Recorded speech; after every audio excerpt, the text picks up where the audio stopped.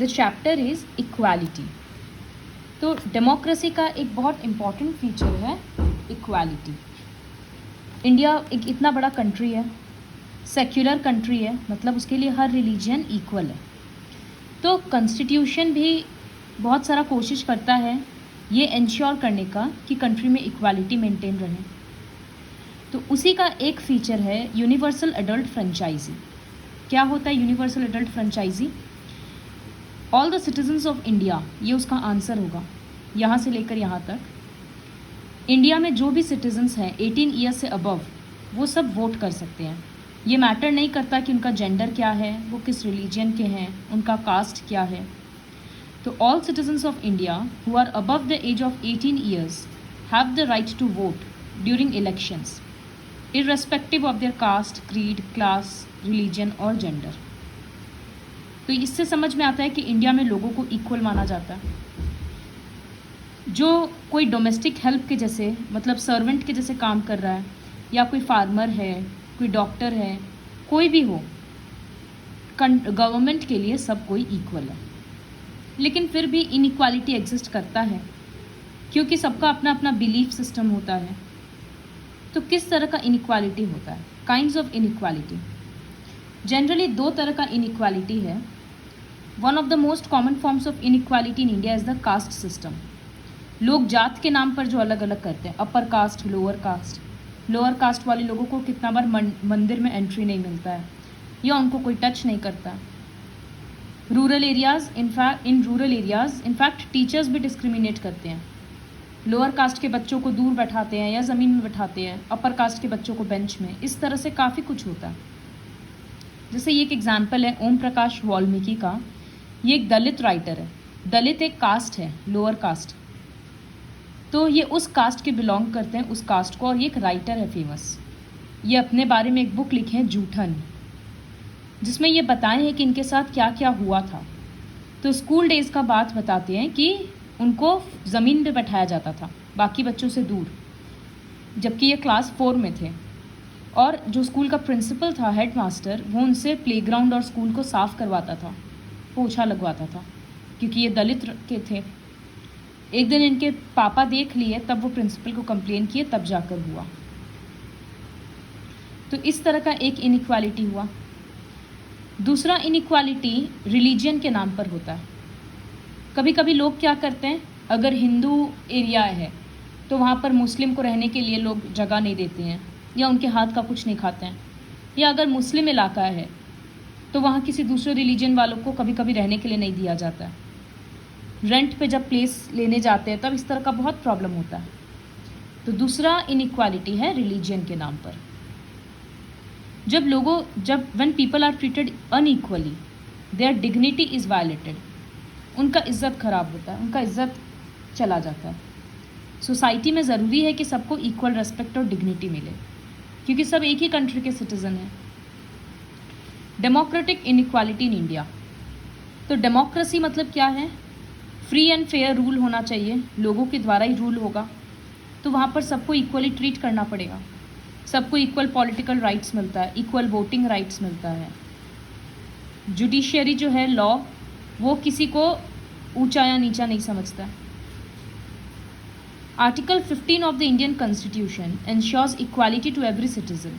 क्या क्या equality rights हैं? बेसिक ह्यूमन राइट्स जो है वो हर सिटीजन को मिलता है।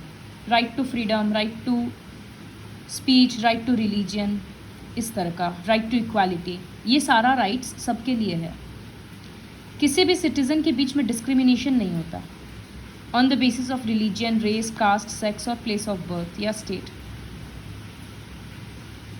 हर एक इंडिविजुअल हर शॉप में, रेस्टोरेंट में, होटल में जा सकता है, ऑब्वियसली अपना पर्सनल फाइनेंशियल कंडीशन के अकॉर्डिंग। हर एक individual tank, well, road, public places, इन सबको यूज़ कर सकता है। Efforts of government to bring equality. Government क्या कोशिश कर रहा है इक्वालिटी लाने का? The two ways in which the government has tried to implement the equality that is guaranteed in the constitution. Constitution तो रूल्स बना दिया कि ये होना चाहिए, सबको मिलना चाहिए, लेकिन वो रूल फॉलो हो रहा है कि नहीं, ये देखना तो गवर्नमेंट का काम है ना। तो गवर्नमेंट काफ़ी सारा स्पेशल प्रोविजंस मतलब स्पेशल फैसिलिटीज़ देता है। जैसे उसका ये कोशिश होता है कि पब्लिक रोड सबको अवेलेबल हो, कोई भी पब्लिक प्लेस में जा सकता है, सब लॉ के सामने इक्वल है। ये सब स्कीम्स तो वो निकालता ही है। साथ में कुछ कुछ बैकवर्ड कम्युनिटीज़ को इम्प्रूव करने का और भी स्कीम्स है। सबसे पहला, अगर इनइक्वालिटी हटाना है तो एजुकेशन इम्पॉर्टेंट है। जब तक लोग एजुकेटेड नहीं होंगे तब तक ये प्रॉब्लम सॉल्व नहीं होगा। तो गवर्नमेंट का कोशिश है सबको एजुकेशन देने का। इसके लिए मिड डे मील जैसा स्कीम लॉन्च किया जाता है कि कम से कम लोग खाना लेने के बहाने बच्चों को भेजें। तो मिड डे मील स्कीम भेजा जाता है, इसमें हर बच्चों को खाना प्रोवाइड किया जाएगा एक टाइम का। This motivates the parents to send their children to school. Caste discrimination भी कम होता है क्योंकि सब साथ में बैठकर खाते हैं। फिजिकल वेलबींग भी इम्प्रूव होता है। घर पे उनको न्यूट्रिशियस खाना नहीं मिल सकता लेकिन स्कूल में मिल रहा है। तो ये मिड डे मील स्कीम का बेनिफिट है। Effects of government programmes. The efforts of government would be seen only when people start accepting the fact that all are equal. Government कितना ही कुछ कर ले, जब तक लोग नहीं मानेंगे कि सब इक्वल है, तब तक कोई फ़ायदा नहीं। लेकिन सब ऐसा मानने को तैयार नहीं है। क्यों? One reason is the regressive attitude of people. लोगों को लगता है कि हम सुपीरियर है उसके कंपैरिजन में, या मेरा रिलीजन ज़्यादा अच्छा है। फिर कोई रिच है, कोई पुअर है। तो इन सब की वजह से डिस्क्रिमिनेशन चलते ही रह रहा है। Issues of equality in other countries. ऐसा नहीं है कि ये प्रॉब्लम सिर्फ इंडिया में है, ये प्रॉब्लम हर कंट्री में है। जैसे यहाँ पर अमेरिका का एक एग्जाम्पल है। तो अमेरिका में अफ्रीकन अमेरिकन्स, मतलब जो अफ्रीका से ब्लैक पीपल अमेरिका में सेटल हो गए, उन लोगों के साथ बहुत अत्याचार होता था। उन लोगों के एंसेस्टर्स पहले स्लेव बनकर अमेरिका गए थे, अब वहीं रह गए तो उनका फैमिली वहीं बस गया। उनके साथ अत्याचार होता था। क्या? जैसे बस में चढ़ने नहीं दिया जाता था, ब्लैक पीपल के लिए अलग स्कूल था, और अगर बस में है तो फिर अगर कोई वाइट पीपल खड़ा है, कोई अमेरिकन खड़ा, तो उसको जगह देना पड़ता था। इस तरह का बहुत सारा था। तो एक बार क्या हुआ, रोज़ा पार्क्स बोलकर एक लेडी थी अफ्रीकन अमेरिकन, ये बस में अपना सीट खाली करने के लिए मना कर दी कि हम एक वाइट मैन को अपना सीट नहीं देंगे।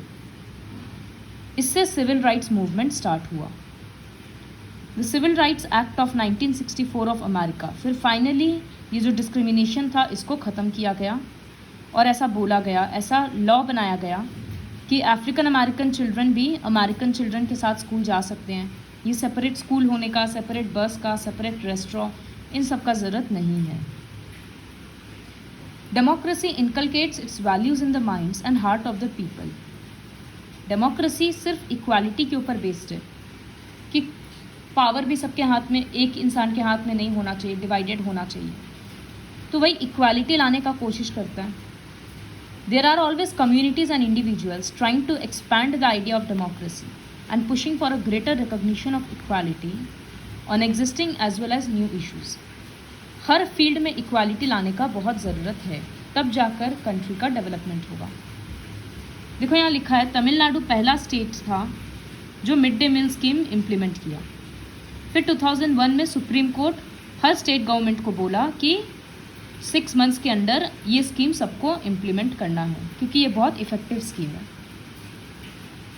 So this is the chapter on equality.